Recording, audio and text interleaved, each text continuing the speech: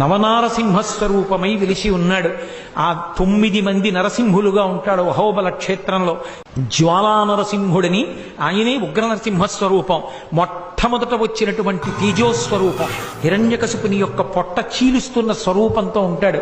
రెండవది అహోబల నరసింహుడు, అంటే ఆ హిరణ్యకశిపుణ్ణి సంహరించిన తరువాత కూర్చున్నటువంటి స్వరూపం.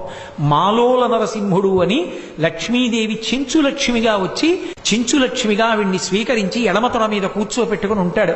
అదిగో ఆ నరసింహస్వరూపం మాలోల నరసింహుడు. కరంజ నరసింహుడు అని ఒక నరసింహుడు, 4వ నరసింహస్వరూపం అది.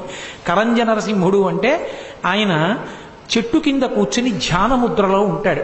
5వది పావన నరసింహుడు. పావన నరసింహుడు అంటే ఆయన దగ్గరికి వెళ్ళి ఒక్కసారి నమస్కారం చేస్తే ఎన్ని పాపములనైనా తీసేస్తాడు, మంగళములను ఇస్తాడు. అందుకనే 5వ నరసింహస్వరూపాన్ని పావన నరసింహుడు అని పిలుస్తారు. 6వ నరసింహస్వరూపం ఒకటి ఉంది, దాన్ని యోగ నరసింహుడు అంటారు. అయ్యప్ప స్వామి ఎలా కూర్చుంటారో అలా యోగ పట్టం కట్టుకుని యోగముద్రలో కూర్చుంటారు. ఇప్పటికీ అక్కడికి దేవతలు కూడా వచ్చి ధ్యానం చేస్తారు అని చెప్తారు. యోగ నరసింహుడు. అలాగే 7వ నరసింహస్వరూపాన్ని ఛత్రపట నరసింహస్వరూపం అంటారు. పెద్ద రావి చెట్టు కింద వీరాసనం వేసి కూర్చుంటాడు. అక్కడికి గంధర్వులు విద్యాధరులు వచ్చి హూ హాహా అని చెప్పి 2 గంధర్వులు, వాళ్ళు శాప విమోచనం కోసం నరసింహస్వామి దగ్గరికి వచ్చి పాటలు పాడి నృత్యం చేశారు.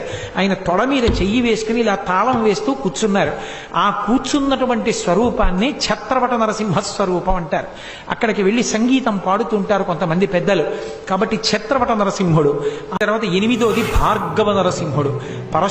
పరశురాముడు నరసింహస్వరూపాన్ని దర్శనం చెయ్యాలి అని చెప్పి కోరుకుంటే ఆయనని అనుగ్రహించి దర్శనమిచ్చినటువంటి నరసింహుడు.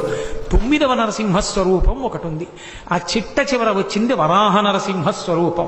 భూమిని తన దంష్ట్ర మీద పట్టుకుని పైకెత్తినటువంటి ఆదివరాహస్వామి పక్కన వెలిసినటువంటి నరసింహస్వరూపం.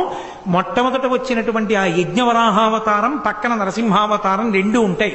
ఆ 2 ఉన్నటువంటిది వరాహ నరసింహం. మొత్తం 9 నరసింహస్వరూపాలు అహోబల క్షేత్రంలో ఉంటాయి.